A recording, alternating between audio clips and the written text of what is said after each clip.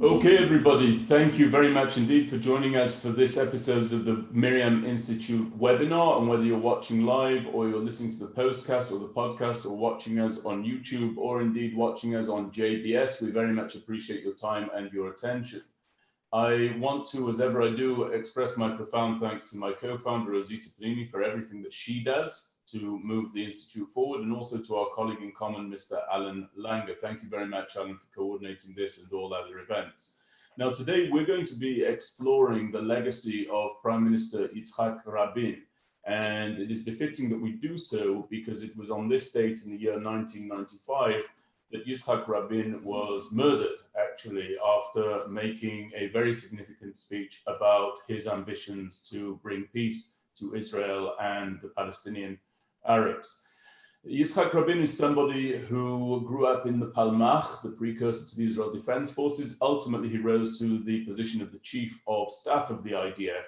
Indeed, it was under his tenure that Israel had its lightning victory in the 1967 Six-Day War. He had 2 terms as prime minister. He served as ambassador to the United States of America. He actually resigned from his first term as prime minister amidst a whiff of corruption that actually was more attached to his wife than to himself. And when I say a whiff of corruption, I mean a corruption that would not, frankly, rise to the level of anybody's interest today, in my judgment. In any event, Yitzchak Rabin's legacy looms large over the political system in the State of Israel. And to explore that, we have 2 extraordinary guests. I'm not going to introduce those guests because we also have an extraordinary host today. It's not me, it's my dear friend and colleague, our in-house analyst at the MirYam Institute, Mr. Yaakov Lapid. Yaakov, I look forward to learning from you by way of these questions. I know that we have here 2 individuals, both of whom either negotiated on behalf of Yitzchak Rabin or knew Yitzchak Rabin personally, and I know you'll delve into all of that and more. So, as ever, it's a pleasure to collaborate with you. Thank you for taking charge, and thank you, gentlemen, for joining us, and thank you to our guests for being here on this episode of the MirYam Institute webinar. Yaakov, it's over to you. Thank you very much, Benjamin. I appreciate it greatly. And as you mentioned, on this day, on November 4th in 1995, Prime Minister Yitzchak Rabin was killed by assassin Yigal Amir following a large peace rally in Tel Aviv. And the shockwaves from that act of extremist political violence continues to be felt in Israel today, although there is a growing generation of Israelis that was born after that dark night, and they only explore this dreadful act in history class. But all of us who recall hearing those first reports, Tel Aviv, which back then was known as Kings of Israel Square and is today known as Rabin Square, we can all recall exactly where we were when Israel's history changed forever. Rabin shaped Israel in so many ways, and with me here, as you've mentioned, Benjamin, to explore those ways are 2 highly distinguished Israeli ambassadors. So without further ado, I'd like to introduce them to our audience. Ambassador Arthur Koll is the former Deputy Director General of the Israeli Ministry of Foreign Affairs. He concludes the Media Affairs Division, and he is a former ambassador of Israel to the Republic of Serbia and Montenegro, as well as serving as an instructor in the National Defense College. Ambassador Koll served as a consul of the Israeli consulate in Atlanta and as director of projects for the Central Europe and Eurasia Division. He earned a BA from the Hebrew University of Jerusalem and an MA in political science from the University of Haifa with distinction, and he is a former instructor, as I've already mentioned, at the National Defense College. And we have with us Ambassador Danny Ayalon, who served as Israel's ambassador to the United States from 2002 to 2006.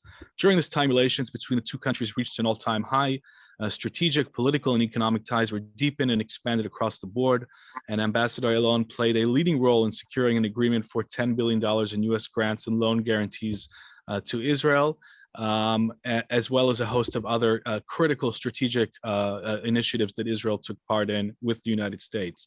From 1997 to 2002, prior to his appointment to the United States, Ambassador Ayalon served as foreign policy advisor to Prime Minister Benjamin Netanyahu and to Prime Minister Ehud Barak, and as chief foreign policy advisor to Prime Minister Ariel Sharon. Ambassador Ayalon is a graduate of Tel Aviv University with a BA in economics and labor studies, and he holds an MBA from Bowling Green State University in Ohio, and he was a captain in the IDF Armored Corps. Ambassador Koll, may I call you Arthur? Sure. Great. No, I don't have any other name. Let me begin with you. What makes a battle-hardened general become a diplomat? What, in your view, made Rabin decide to become ambassador to the U.S. in 1968 after such a long and distinguished military career? Take us into his mind at this point in his career.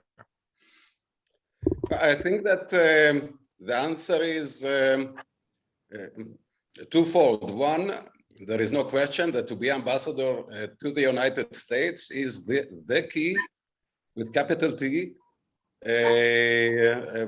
diplomatic posting. Ambassador Ayalon will surely agree with me.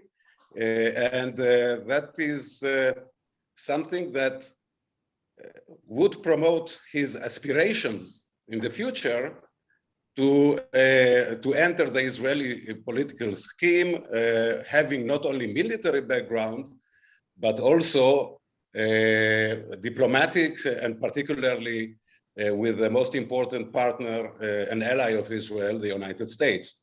So I think that once he had and fulfilled his military duties with distinction and amazing achievements, he then looked to the next stage, which will enable him to join the leadership, the top leadership of the country. Right. And Ambassador Ayalon, can I call you Danny? Absolutely. Great. So we have a special photograph of you with Rabin. Alan, can you pull that up on screen, please? And as that photo shows up, could you tell us about when this was taken and the context of that photograph? I think it would be very interesting for us to hear. Sure, thank you. Well, this photo was taken in New York, and that was the end of October. I believe it was like 24th or 25th of October, 1995, which is about 10 days before he was assassinated.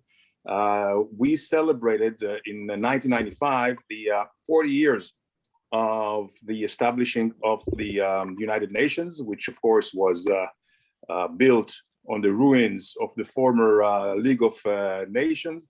And this was a summit of leaders from all over the world. And Rabin came for that summit. And we've held with him tens or dozens of very high level meetings. I can tell you he was very popular. Everybody was seeking his, I would say, his presence, his advice at meetings. This was just a year after Oslo agreement. So many Arab countries also joined. And I remember very well meeting with the foreign ministers from Qatar and Bahrain and all those countries that actually now have joined the Abraham Accord with full normalization and peace with Israel. At that time, without formal relations, they did come to have the meetings. And he was, by that time, he was really seen as an elder statesman and really had this great prestige. And I can tell you, at that time, I was a member of Israel Permanent Mission to the UN, and I was in charge of this visit.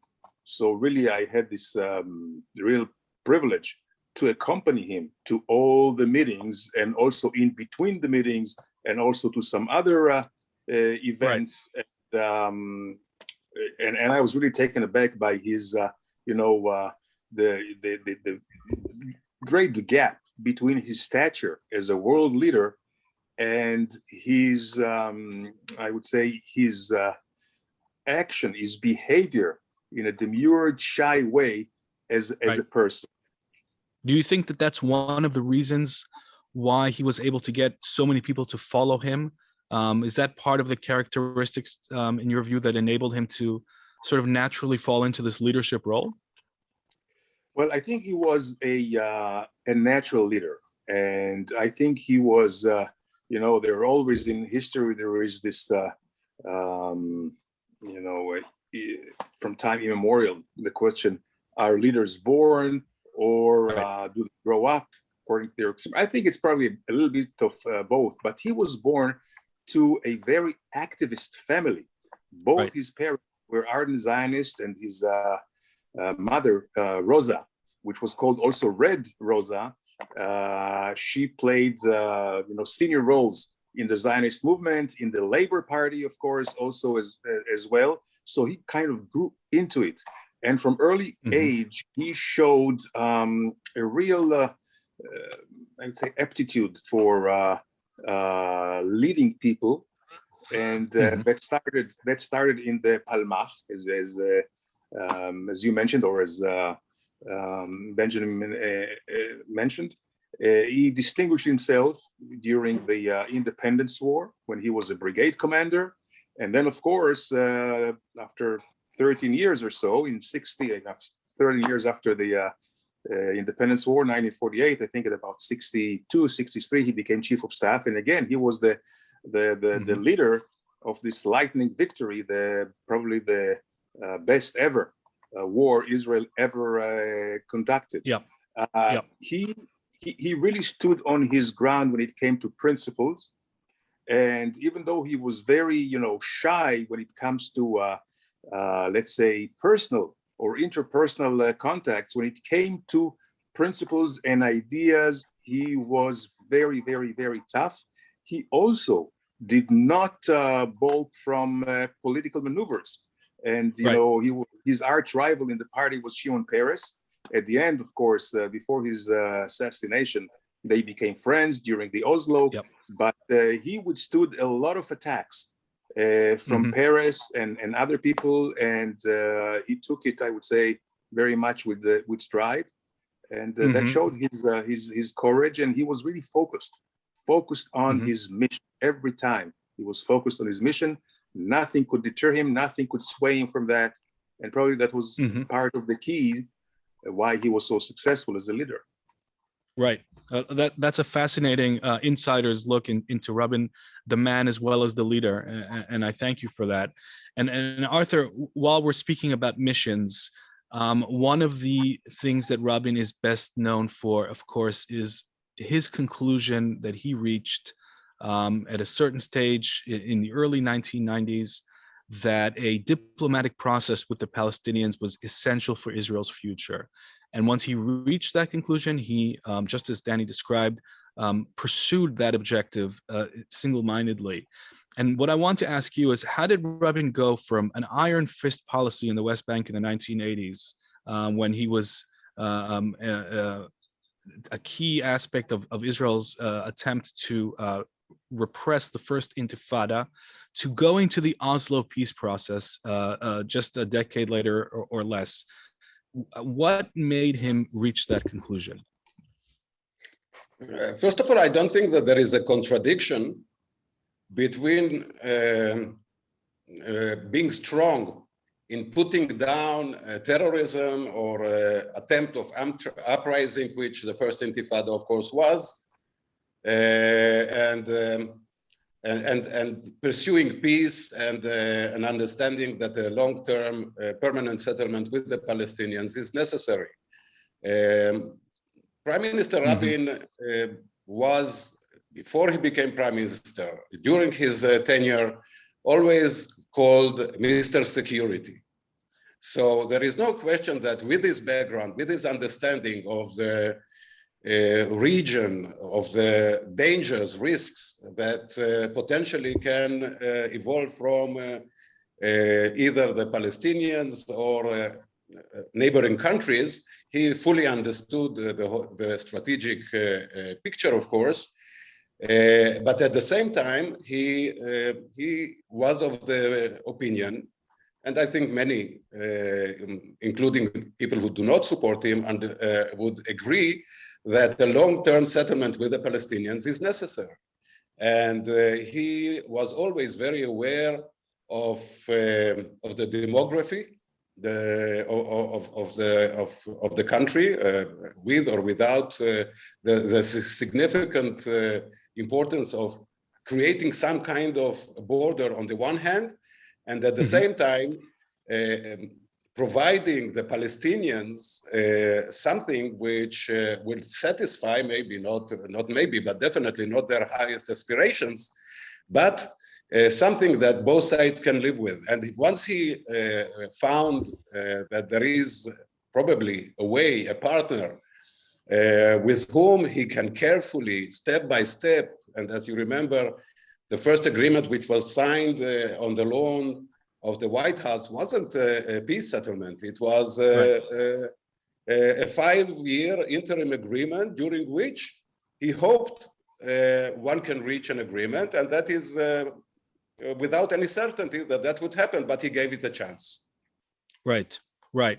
And one of the things he said when he pursued that Oslo peace process is that although he was clearly in favor of separating from the Palestinians, he did talk about the need to establish a minus state or a state minus, and he expressed more than once an opposition to the idea of a fully fledged Palestinian state, which I think is something that is not very well known about him. Could you, Arthur, talk to us about that nuance in his view and why he said what he said about that? First of all, thank you for highlighting this point, because it is not just a nuance, it is a very significant position that he held. On the one hand, the need to separate. He used to say, we are on this side and they are on the other side. There should be a clear separation between us and the Palestinians, because we just have to admit we cannot live together in peace. So we have to be separate. But on the other hand, he never, during the Oslo process, committed to a Palestinian state. He didn't want to commit to the outcome of negotiations that was still at the beginning. And when he talked about possible solutions, there is no question that whatever entity would be created out of the Oslo process would be demilitarized. So in that sense, it is less than an independent state because it will have significant limitation. It will not be able to enter any treaty or invite any foreign or Arab country from the East as independent states normally are allowed to do. You know, independent state has the freedom of signing treaties, all kinds of treaties, including military treaties, and that he was not willing to give the Palestinians. So in these two, at least these two elements, it is a state minus, and the limitations from his point of view were essential for security reasons. And Danny, just on that same point, I would love to get your take on that part of Rabin's legacy. Yes. Well, you know, Yaakov, Rabin was the Minister of Defense during the first Intifada, which broke out in December of 1987. That is 5.5 years before the Oslo Accords. And he always was saying, as he was going to visit the troops, you know, who were under attacks by youth and kids who were just using sticks and using, of course, fire balls and Molotov cocktails and rocks. And he saw how the Israeli forces, you know, Israeli troops had to defend themselves against civil population. And he said that, and he was always concerned that this friction between a military contingents and the civil population would corrupt, as he termed it, the hearts and minds of Israeli youth, of Israeli soldiers. Right. And he did not want that to happen. So when he did go to the Oslo, and of course it wasn't very easy to convince him, you know how it all started with secret talks by Yossi Beilin, which was a deputy of Shimon Peres and all that. But once, you know, again, he was not very sure in the beginning. Only when he thought or he realized that there is a chance here, he really gave the green light to Paris people. And then, of course, once he did that as a leader always he took it. He owned it then, for better or worse. He owned it and he ran all the way with it. Right. If I may, Yaakov, if I may just may add one short sentence. Go ahead. Go ahead. He used to say during those years that he is absolutely uncertain. He was not certain of the outcome, but he was sure that the attempt is necessary because the Israeli youth and the future generations, if the leaders will have to send them once again to the battlefield, they have to know that every effort was made to reach peace. And if the partner will not allow that to happen, at least the Israelis will know that a sincere attempt was made. And right. I think he hoped, I'm sure he hoped that the outcome would be positive at the end. He wasn't certain, he wasn't sure that that is possible, but he was sure that for the Israeli population, the young generation, it is necessary to show that Israel is genuinely looking for peace. Yeah, and I think that's a very important point. His feeling that it was critical on a national level to show Israelis, especially young Israelis who joined the IDF, that an effort to reach peace was at least made. And Danny, I'd like to go back in time with you now to Rabin's time as a brigade commander in the nascent IDF.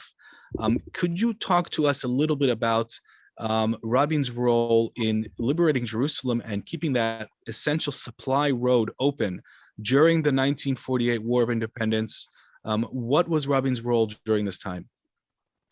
Well, at that time, he was a brigade commander. He was the commander of the Harel Brigade of the Palmach, the first Palmach, let's say, military unit that was established by Yitzchak Rabin, which was the one that really, an old kind of a Russian type general that made Aliyah to Israel before the war, of course.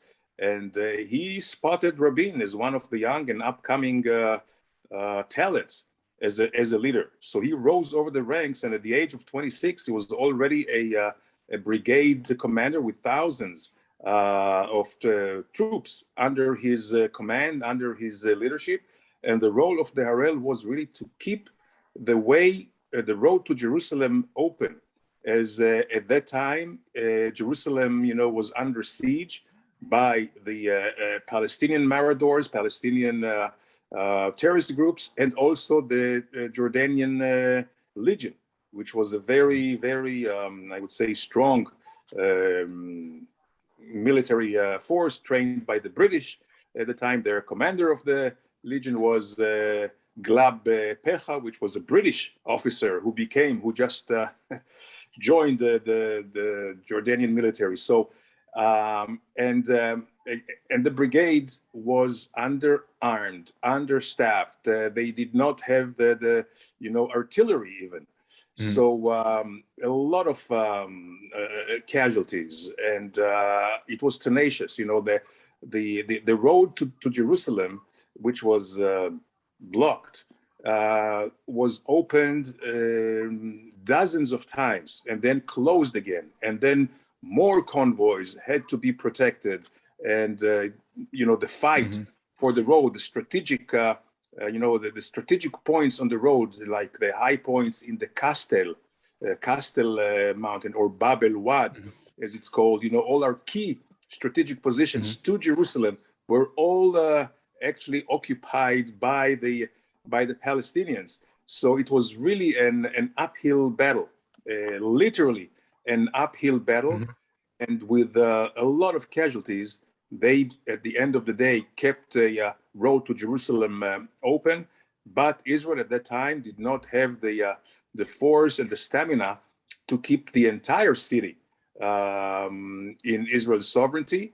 And at the end of the war, in 1948, the result was that Israel kept the western side of the city and the eastern side with all the the sacred holy places was under Jordanian occupation from 1948 to 67. Right. And of course, it was Right. Yitzchak Rabin And we'll come back a that little. liberated Jerusalem. Right. Yeah, he really. Right. And what Arthur said is very important, because Yitzchak Rabin really kind of closed the circle in a historical way, where he finished off in 67 what he couldn't in 1948. I mean, he did keep the Western Jerusalem safe, and he opened the road to Jerusalem, and he kept it as part of Israel, at least West Jerusalem. But he finished off the job in 1967 as chief of staff. Right. And that leads us in a very sort of natural and chronological way to Rabin's role as chief of staff during that fateful war, the 1967 Six-Day War. I would like to get both of you to weigh in on Rabin's preparations for that war and his handling of that war, and his direct influence on Israel's military performance, as well as its national mood and resilience in the lead up and during that conflict. Arthur, I'll start with you. Rabin, at the Six-Day War in 1967, how do you describe his direct impact on Israel's outcome of that conflict? Before I come to it, I just want to say that one of the more important speeches that is quoted ever since, was about something which worried Yitzchak Rabin very much, and that is the culture in which in Hebrew we call it Yeh Beseder. And that is lack of professionalism. I'll just translate for the audience. Yeh Beseder, meaning everything will be okay, don't worry about it. Don't worry. Did you, if you talk about military terms, did you clean your gun today? No, not yet, but Yeh Beseder, I'll do it later. Yeh Beseder. Yeah. Yeh Beseder. So this is a culture which he saw, and I'm afraid we all see still in some spheres of the Israeli society, and that concerned him very much, because he was a professional.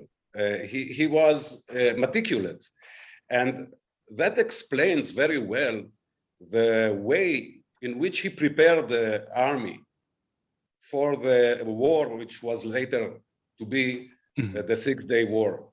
It is, it is the planning, it is the details, it is making sure that every unit has all that is necessary for combat, from shoelaces to the arms.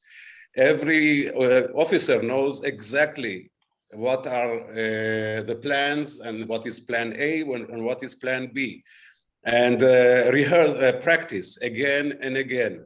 And of course, the plan which the Six-Day War, which started with this amazing success of the Israeli Air Force, surprising all the neighboring Arab air forces and eliminating almost completely the very significant air forces that stood against Israel, potentially could have created a totally different result of the war and prolonged the war.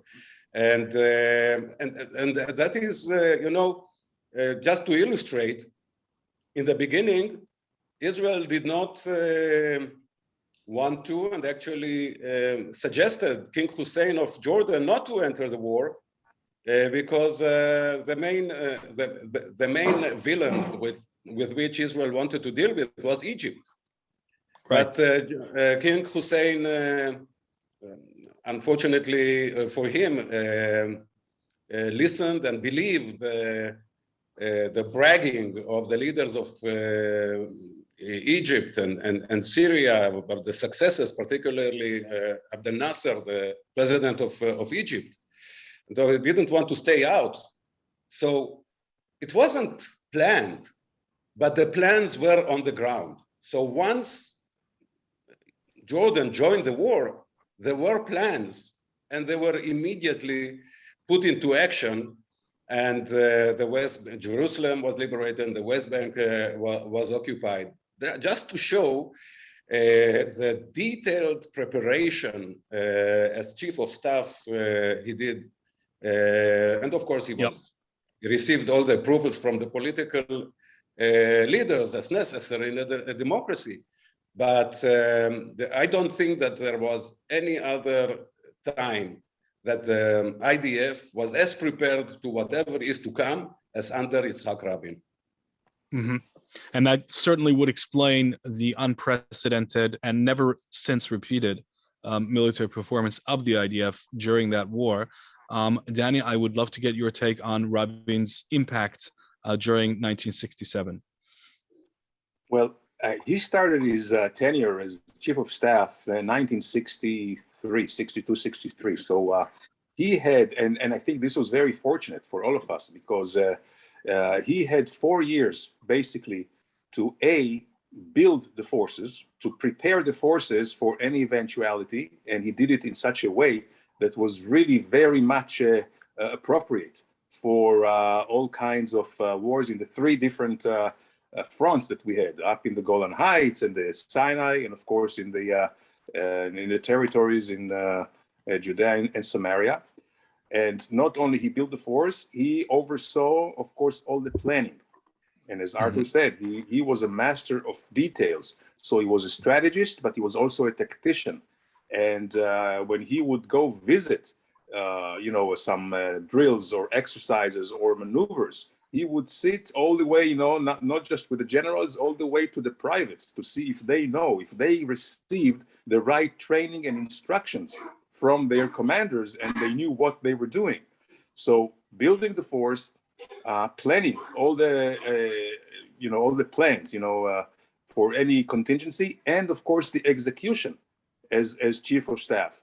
And I think for that, he will always be remembered as one of Israel's greatest generals and in history.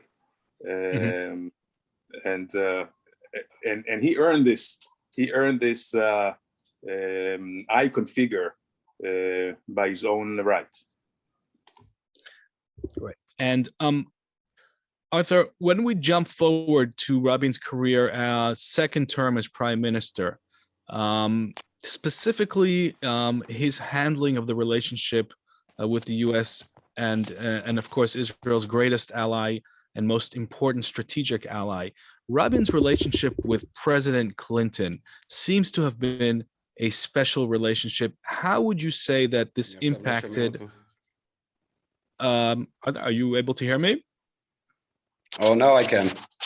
Okay, great. So I'm asking, I'm jumping forward now to Rabin's second term as prime minister, and I'm asking about his relationship with President Clinton in the 1990s.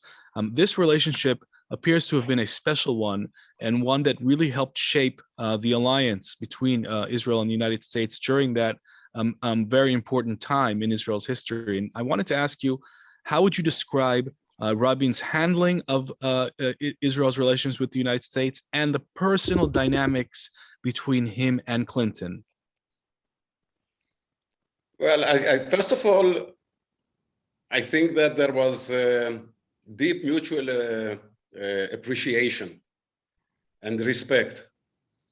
And it only shows that even today, in modern times, the personal contact is key, even in international affairs and on the level of leaders of countries, because sometimes people think that everything is interest. Now, of course, countries, nations, governments are led by interests, but there is significant impact to the issue of personalities and mutual respect and trust. And I think that Clinton trusted Rabin. He knew that Rabin would always tell him the truth as it is, whether they agree or disagree, and vice versa.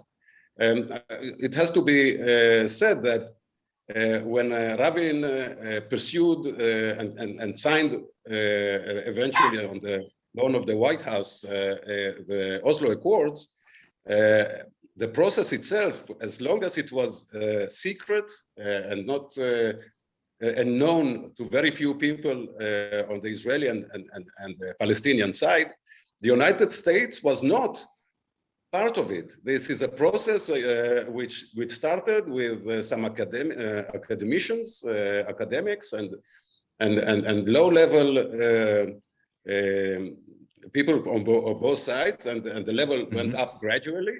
But the United States was not part of it, and this significant process was brought on a plate to Clinton. He was not insulted. He actually grabbed it, and he said, okay, there is an opportunity, and he gave full backing. And all along the term of Yitzchak Rabin, his relationship with Clinton was special.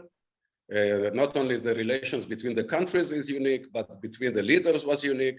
And unfortunately, the last time that Clinton gave respect to Yitzchak Rabin was after the assassination, when he came and gave this very touching and very much remembered and loved speech to remember his friend Yitzchak Rabin, and they were truly friends. Yeah, and the speech that he signed off with the eternal words of Shalom Chaver, goodbye friends, which turned into a bumper sticker all over Israel, in one of the really one of the darkest moments in terms of Israel's political and national history. And that speech certainly seems to reflect precisely what you're describing. And I would add one more thing on this matter, and that is, he came, of course, many leaders from all around the world came to respect Yitzchak Rabin. I think that President Clinton came for another reason. He understood that Israel, the Israeli society, is in a very shaky, unstable situation after the assassination of its prime minister, of its democratically elected prime minister. I think he also wanted to come not only to respect his friend, to pay respect, but also to give confidence to the Israeli society that the United States and he personally are with Israel at this difficult time. Right. Danny, I want to go back in time further with you to Rabin's first term. The year is 1974, and the hostage crisis in Entebbe is underway. When Rabin gives the green light for that operation, for the raid on Entebbe, what goes through his mind in your view? And as a follow-on question, do you think that modern Israeli governments have that same decisiveness today? Well, this is a very good question. I hope they would. I hope they would keep the same courage, the same vision, the same tenacity, and also the same responsibility. He wasn't very easy jumping the gun and approving this operation.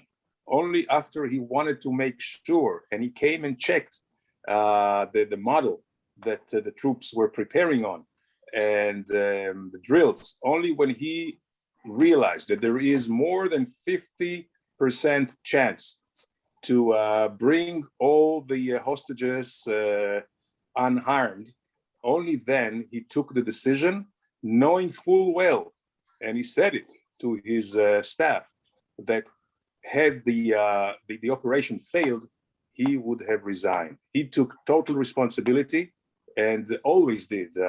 There was another incident in 1994 when he was already prime minister. An Israeli soldier was kidnapped, and there was an operation to rescue him. And he, unfortunately, he was killed during this operation. And he took responsibility. At that time, Ehud Barak was chief of staff. there was a special press conference. It was a Friday just before Shabbat comes in, and he took full responsibility for this. He never evaded the responsibility. And Arthur, I'd like to come back to you now. We are 26 years after the assassination. We've talked about it multiple times during this conversation. And what I'd like to ask you is whether you think Israeli society and the Israeli political system, have they learned the right lessons? How do you assess the danger of a repeat assassination attempt?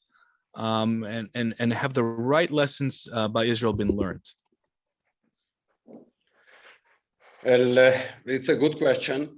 And I hope the answer will always be theoretical, and this question will only be asked without having to face an answer, because the answer, if it comes into reality, means that we have failed to learn the lesson. But I am a concerned Israeli when it comes to this issue. We hear from time to time, it's not only now in the last few years, but from time to time since the assassination, not only individual Israelis from the extreme, using language, sorry, that is dangerous, that is either calling for the assassination of leaders or approving of assassination of leaders, full of hatred, and even at the point, reach the point of call for action under some kind of wording. So we see that, but unfortunately it is not some extremist here and there. But we also have to listen very carefully to the political discourse that takes place in Israel these days and earlier in the last few years. Too easily, political leaders call each other names, including using the term traitor in the country.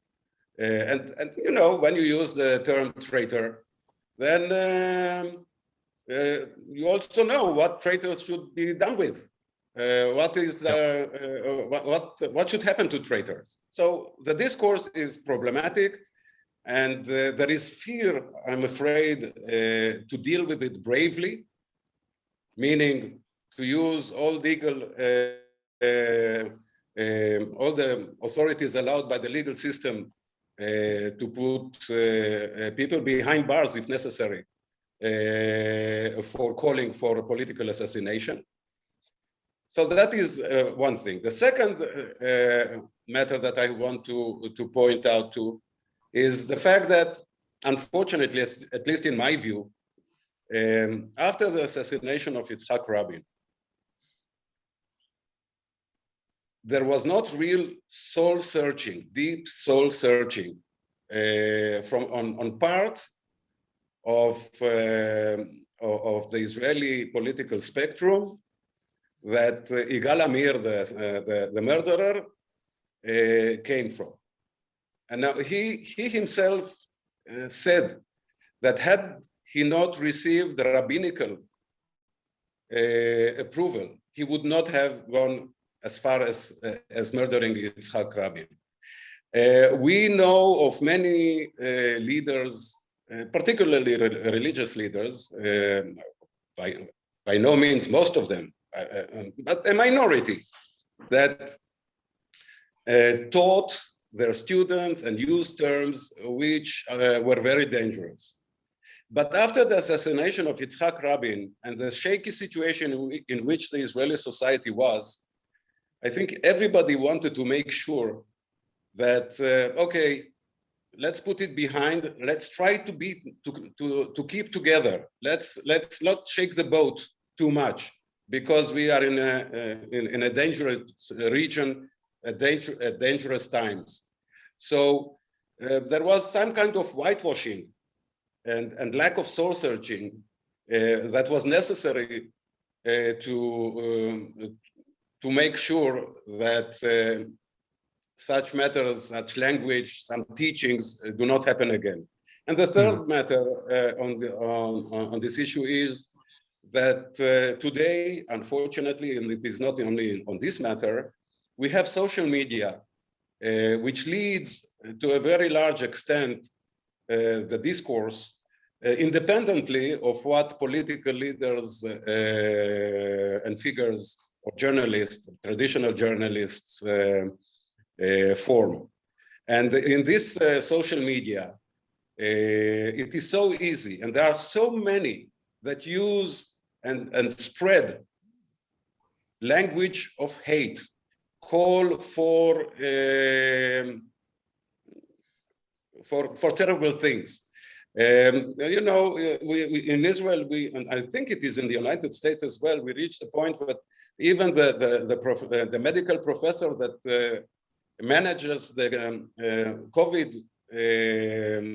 the battle against the COVID pandemic, she is being threatened in the social media to the point where police, she has to be guarded 24 hours a day from potential harm done to her. Yeah. So I think that we are not fully vaccinated against possible repeat of political assassinations, and we should be fully aware of the risks and be very, very careful in the way we speak to each other, in the way leaders lead their followers, and not to be populist, but to be responsible. Thank you. Danny, have we learned the lessons from the assassination? I'm not sure. And I think the problem here is twofold.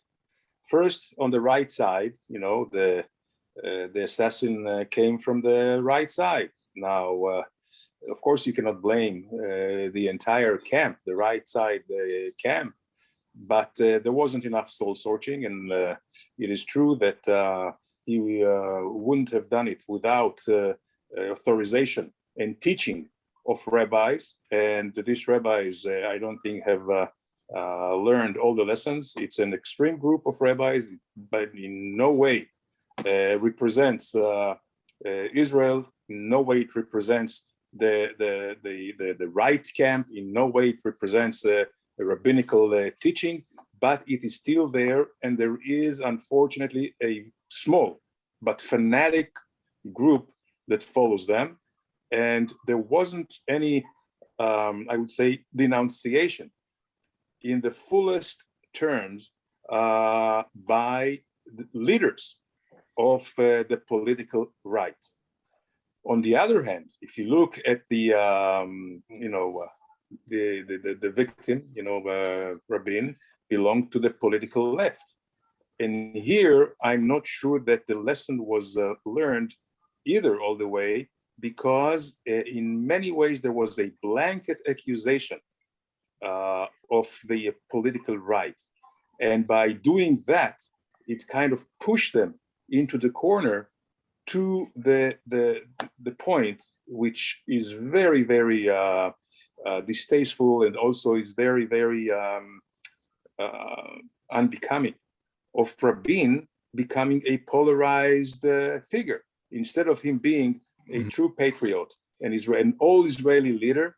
Today, he is more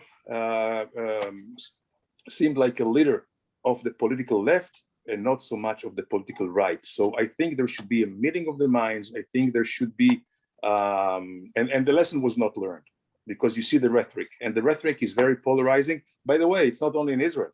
We see polarizing rhetorics all over the world, not just in the United States, in Europe. I think this is part of the seasons and the times, and mostly because of social media. But this is not an excuse, because leaders should rise above social media, and should show the way, and should talk in a very honest way. And whether it's mea culpa on the right side, and maybe it is really forgiveness and reaching out to the right by the left side. Thank you for that answer, Danny. And Arthur, I want to come back to you on just that point. How can we make the Memorial Day, the Rabin Memorial Day, a national unifying event instead of the current division that we're now facing each time this day comes around every year? I don't know if it can be done. Too many years since assassination, year after year, around this day, there was, until the Corona limitations, a very large gathering of tens of thousands, maybe more at times, of people in Tel Aviv coming together. And even though some years there were attempts to make sure that both political opinions are represented by as speakers and in the audience, in the end, it seems to me that it cannot be a unifying event. I would even say go one step further. I think that the attempt, we have to admit that that attempt has failed. And we have to remember that Yitzchak Rabin was not assassinated. The bullet didn't hit him because he was walking in the wrong place at the wrong time. He was the Prime Minister of Israel. And he led a certain very clear vision.